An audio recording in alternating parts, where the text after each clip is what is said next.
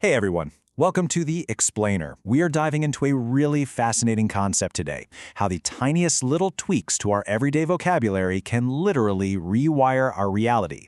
We're breaking down a piece called The Identity Shift, Reclaiming Value Through Time. And honestly, there is one core idea in here that completely flips everything we thought we knew about habits and discipline right on its head. But before we really get into the weeds of the text, I want you to ask yourself a quick question. What are you trying to quit right now? I mean, maybe it's mindless late-night doom scrolling. Maybe you're always hitting that snooze button. Or maybe it's just some other habit you know isn't doing you any favors. Get that specific struggle in your head right now. Got it? Okay, let's dive into this. Because the source material we're analyzing today actually suggests that the very way you just framed that struggle in your mind, well, that might be the exact reason you're feeling so stuck. So, part 1. The trap of trying. Let's analyze the language of struggle here. Because, to understand the cure, we've got to diagnose the disease first. And in this case, the disease is hiding right there in our vocabulary. Just think about the phrase, "I'm trying to quit." It's totally our default setting, right? It's what we all say when we want to kick a bad habit. But let's actually break down the psychology baked into those words.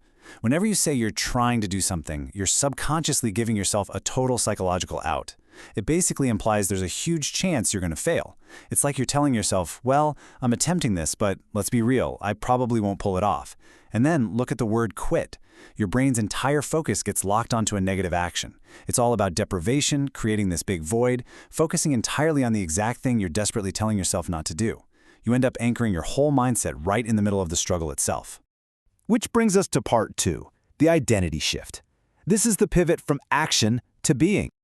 Right, so if that language of struggle is what's keeping us trapped, the way out is what the text calls an identity shift, and it defines this as moving from an action-based struggle to a value-based self-image. What that really means is that genuine, permanent change isn't about just white-knuckling your way through a craving and forcing yourself to stop doing something. No, it's way deeper than that. It's about completely upgrading your internal operating system.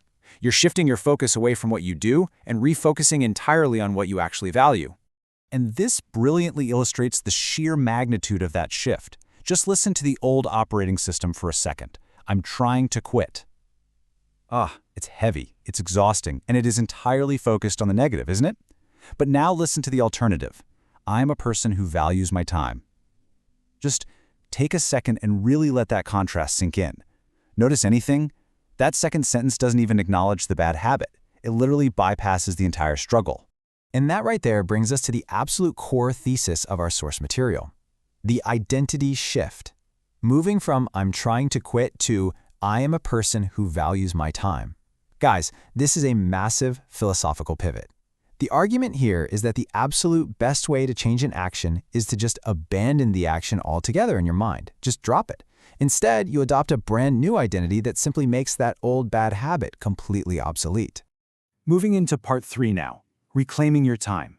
We're looking at the true power of I am. Okay, let's move to and see how this builds into a really practical tool you can actually use. From this logic, we get a super clear 3-step progression. Step 1, you actively discard the struggle. You just stop saying "I'm trying to quit." Toss it out.